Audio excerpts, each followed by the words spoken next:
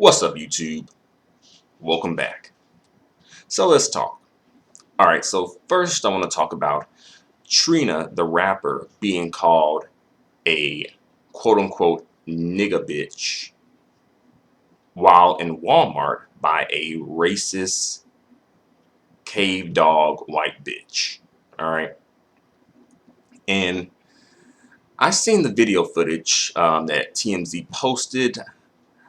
It's about 27 seconds. All right. Basically, it's Trina um, yelling at this, racist cave dog white bitch who called her a nigga bitch. And basically she's saying, say it again. All right. And, while I don't condone what happened to Trina, and I do think it's messed up, but Trina has gone on record a few times saying that it's okay for non-black people to say the N-word. Right. And I was like, you might not want to do that, right? And even on Love and Hip Hop, I think she let that shit slide too. So this is kind of pretty much what happens when you start handing out quote unquote N-word passes. All right. This is what happens. This is the environment that you end up fostering when you pass out N-word passes and just let any and everybody say the word, especially when it's in reference to black folk. Basically, this is what happens when you set little to no standards and when you set little to no boundaries. This is what happens. So while I do feel bad that that happened to Trina, however, this is kind of the result of what Trina has put out there, right? So yeah, I hope everything works out. I'm sure it will. I'm sure. And also, Trina had recently lost her mom, so condolences to her and her family for going through that and all that stuff. And I'm sure everything is going to work out for Trina. I'm sure she's going to still be the baddest bitch, and everything is just going to work out well. And this is just a slight bump in the road, right? I'm sure she's been through tougher bumps in the road than just some racist cave dog, white hoe coming through and calling her a nigga bitch. And to be fair, we don't know everything that went on, prior to the video being shot and filmed. Like, you all, when the videos come out, it usually starts at a certain point, right? So, I don't know when all that went into it. But nevertheless, I'm going to give Trina the benefit of the doubt, and I'm going to be on Trina's side in this case until I just see something that is just irreprehensible, which I doubt that I will, and it would have to be something just completely, just something that's like just major, like, Trina was like, like, like forming a pact with Satan or something. Like something that extreme. All right. But yeah. So I wonder how that situation's going to end up. I guess I don't think anybody's suing. No. So yeah, good luck to Trina with that situation. And sorry that happened to her. All right, so next on this list that I want to talk about is DaBaby. Right, crazy name, right? But yeah, apparently there was some situation on social media with DaBaby and some black woman or black girl, black female, whoever, saying, she saw his child, his daughter, and she was like really happy because the daughter is basically like brown skin, I guess, or dark skin. And she has said, what did she say? Let's get this quote right. So she said, quote unquote, y'all don't know how happy I am that he got a black ass child. LOL. She not diet black or nothing Jesus. So, she was really happy that, the baby got a black child, and a black daughter, a black ass child, right? So she caught some flack because of saying diet black as referring to folks who are, part black and part non-black. And, for me, I'm just like, here we go with this colorism shit again, right? This colorism shit always comes up in very subtle ways. You notice that, right? And, the perpetrators, of course, typical, right? You know, and as well, she may be happy because she just assumes that perhaps, perhaps this may be a part of it, that she assumes that the child's mother is also the same, more or less the same skin tone as the baby. And that can be true and that can not be true, because there are some situations when the child, like, you can have like a light skinned person or a mixed person and a brown skinned, dark skinned person have children and the children come out looking like the brown skinned and dark skinned parent. That can happen, right? That is a thing, right? That is a lot of people's story in the black community where, they may be brown skin or dark skin, but they have a parent who's light skinned or mixed, or a parent who is brown skin or dark skin, you know. And I think that may low key partially where she may be coming from too, where it's like, oh, he's maybe into, women who are the same skin tone as he is, more or less, right? And that could be true, but also we all know that when these dudes start to get more and more money, especially the darker they are, the lighter their women tend to get. We know that. We already know how that works, right? The more successful these Negroes get, the lighter the women get, right? Not all, but a lot. That happens with a lot, right? And especially the baby may have even had his child before the come up, which probably was the case, and now he may have been with a brown skinned, a dark skinned black woman. Perhaps he was with a light skinned, mixed biracial woman. Who knows? um, but it wouldn't surprise me if he was with a brown skinned, dark skinned black woman before the come up, right? But now the thing is that going to be his choice after the come up? Stay tuned. All right. So yeah, some folks were upset about that whole situation with the whole diet black situation and whatnot, right? You know.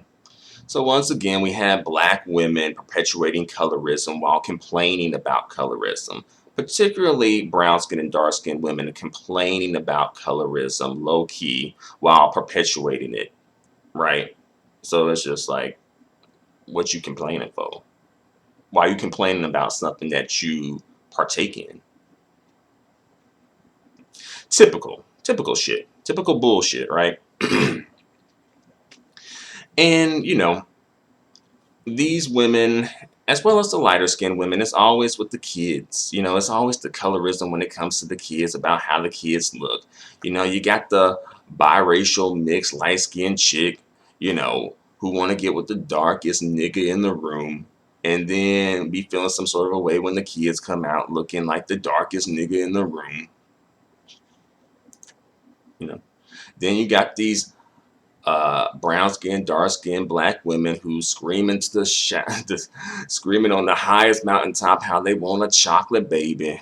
And I'm like, I still don't know what a chocolate baby is. I've been asked that. I've been put that out there for somebody to define what a chocolate baby is. Is that like a new candy or new type of candy that came out or something? I think that was a type of candy back in the 80s from what I heard. Somebody actually posted that. Like, in the 80s, I believe, there was a candy called Chocolate Babies, from what I heard, right? So, all this colorism shit coming from black women and the children, right? And it's just really disgusting. It's just disgusting. But, that's what part of what black women do when it comes to their role in colorism, right? Perpetuating it with the children, right?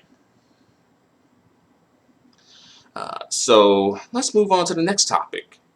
And the next topic is Kevin McCall. This crazy ass motherfucker. He went into a federal building, I believe, or at least a courthouse, or both, while filming. And you're not supposed to do that. And he wound up getting into an altercation with security and wound up getting arrested. And he's been arrested on 5 counts, and I believe 2 of them are considered felonies. And he was going to this courthouse to try and get visitation rights for his daughter with Eva Marcel, who's currently on Atlanta Housewives, Housewives of Atlanta. And I'm just like, this ain't a good look for you if you're trying to get visitation rights for your daughter, right? And it kind of makes it look like, well, what Eva's saying might have some truth in it and might be true, because she had accused him of being abusive. And considering how he was acting with the security guards and, very much, trying to challenge their authority, and not respecting them and all that good stuff, it kind of like, well, if you're doing this with security at a federal building or a courthouse, what are you doing behind closed doors? And you're filming, by the way. And really, I kind of just think that he might not be all the way right in the head. I kind of got that from the video footage that TMZ showed. He might not be all the way right in the head. When there's something a little off, So, for me in that situation with Kevin McCall, you on your own, my nigga. We ain't gonna be using our get out of jail free card on your ass. Nah, nigga. You gotta stand in your paint and serve your time. Right now, I'm not seeing too much news coverage, at least like in the black social media on this, hopefully. But I know black women, they will support anything that fuck niggas do. They will support the most low-level, grimiest fuck nigga. That's just what, unfortunately, not all, but a good segment of black women do. The mammies, the pick-me's, the mules, the ones that are very desperate for some sort of validation. And this is how they go about getting it. Just campaigning for the lowest of the low to get a pat on the head and a Scooby snack. All right? Acting like you did so much. Like, just very much coming off as just like having little to low, very low to little to no standards. All right. But thankfully, I don't think I've seen many, if any, black women actually talking about this. Thankfully, and this is just something that, if this is an issue, this is just an issue that black men need to take up.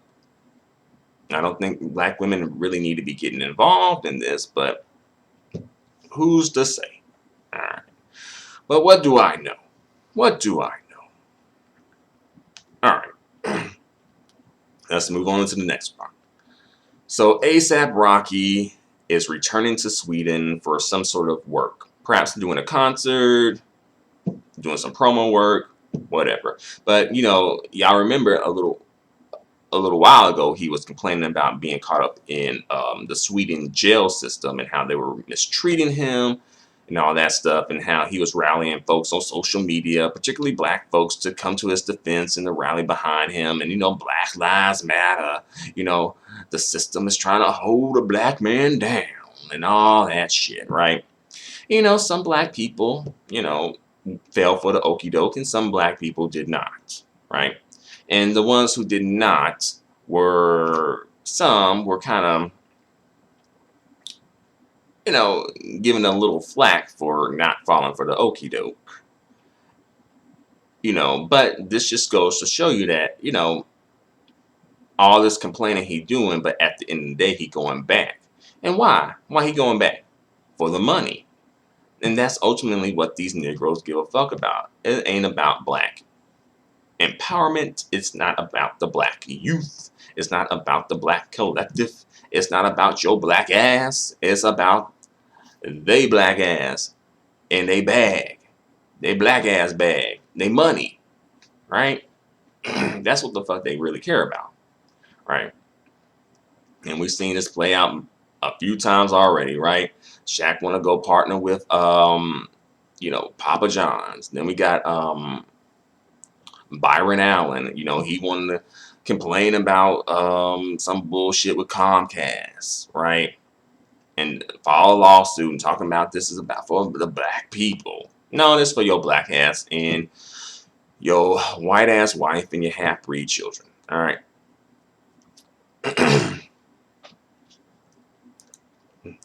Gorilla breed ass nigga.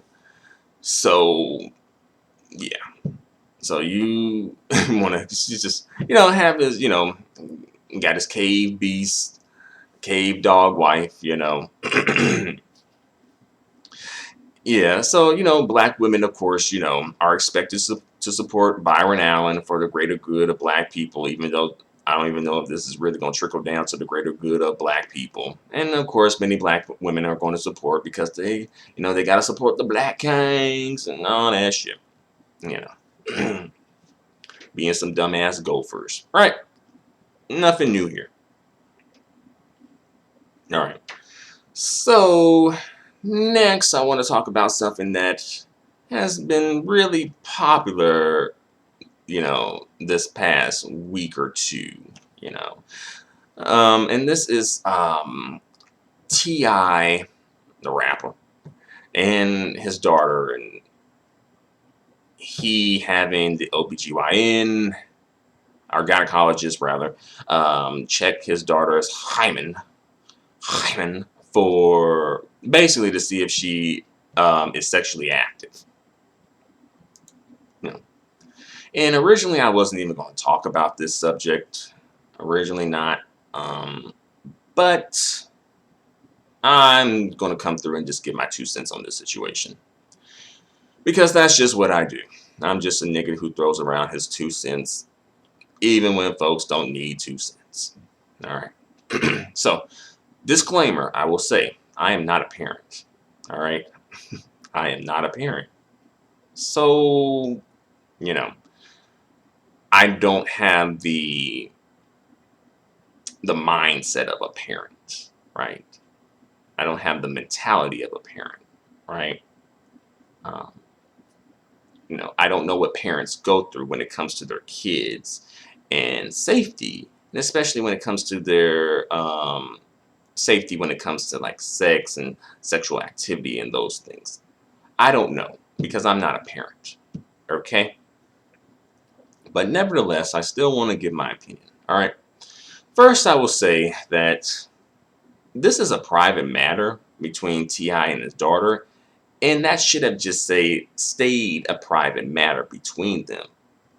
T.I. should not have went on a podcast and said that, you know, he has a gynecologist check his daughter's hymen to make sure that she is still a virgin. Because, well, for one, again, it's private. That should be between you, your daughter, and the medical professional, right? And also, I think he pretty much low-key kind of, well, for one, he violated his daughter's privacy, which he shouldn't have done. Also, while doing that, he has kind of made his daughter somewhat of a target for men, you know, grimy, like a lot of these dudes are like trying to slip into her DMs now.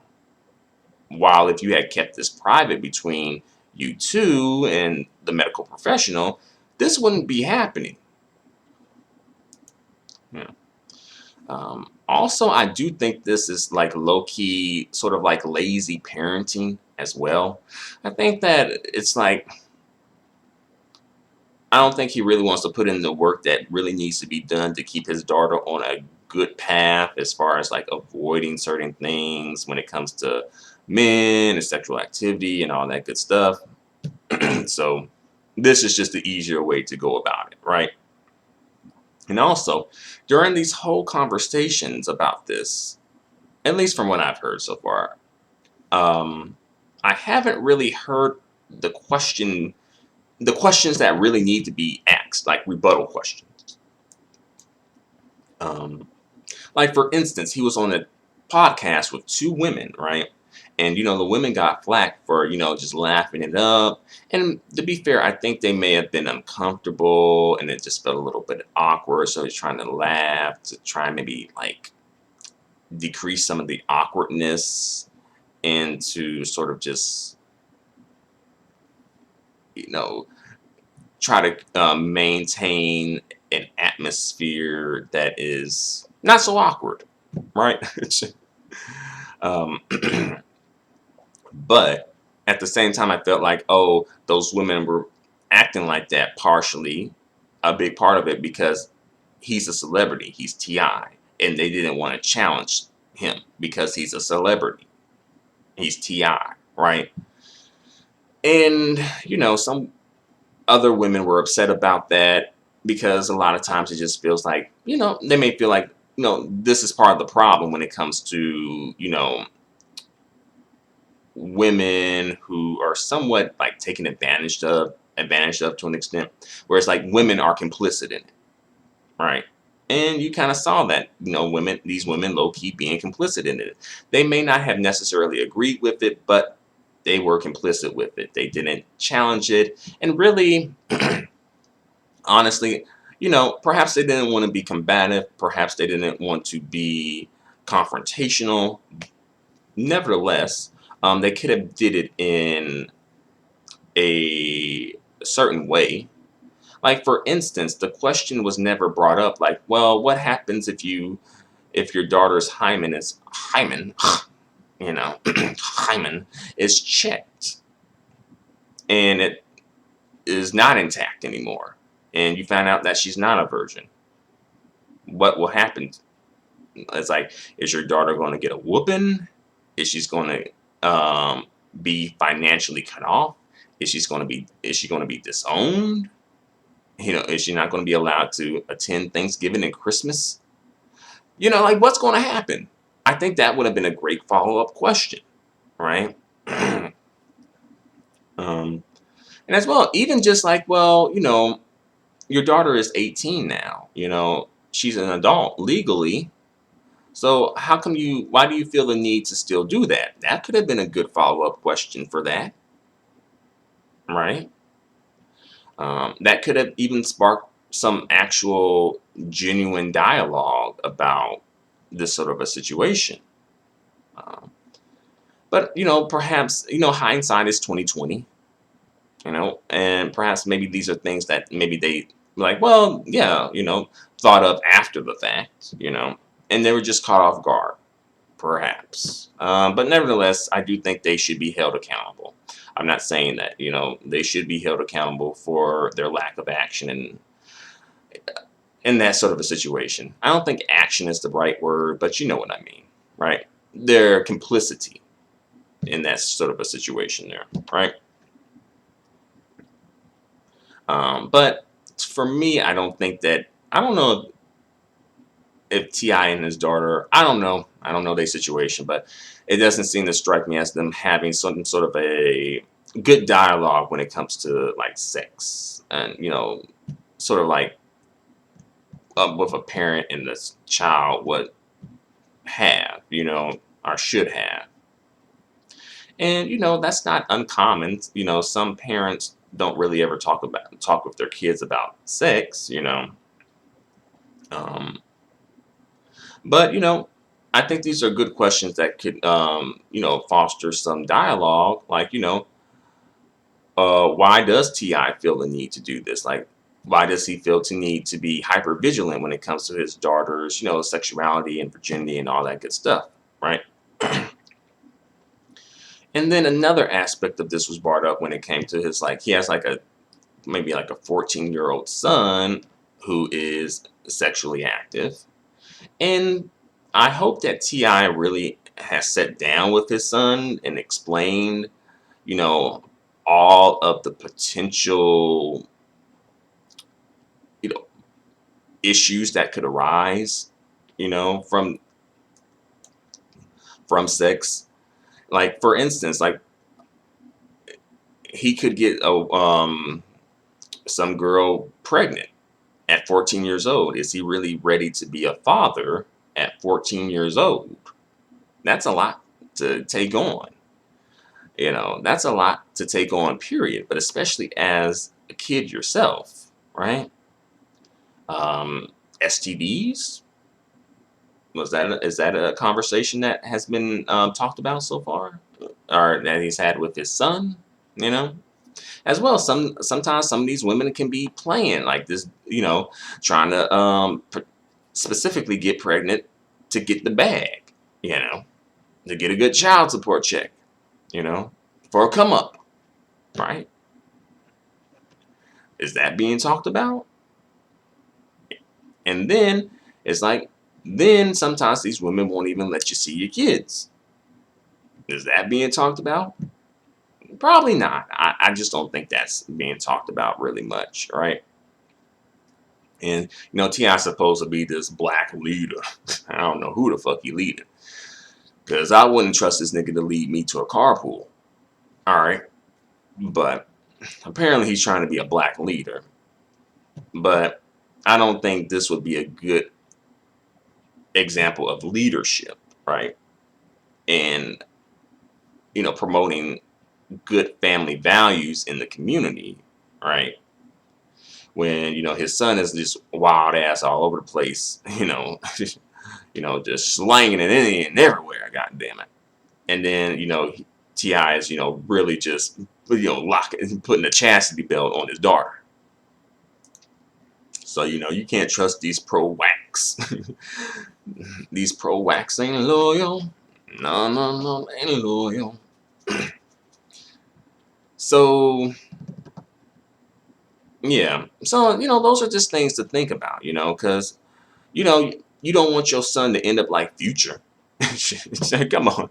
Like, you shouldn't. But then again, for some men, that's considered like masculinity, though. That's viewed as like, a form of masculinity and expressing masculinity. Having, being a wild ass slave buck on the loose, having a kid here with this woman, a kid there with this woman, a kid over here with this woman, a kid over there with this woman. Very much the slave buck mentality, because they don't really know what, real true manhood is. And they're just going off of the, example that was set for them somewhere along the line of that, right? It's manhood because it involves sex and women and procreation, right?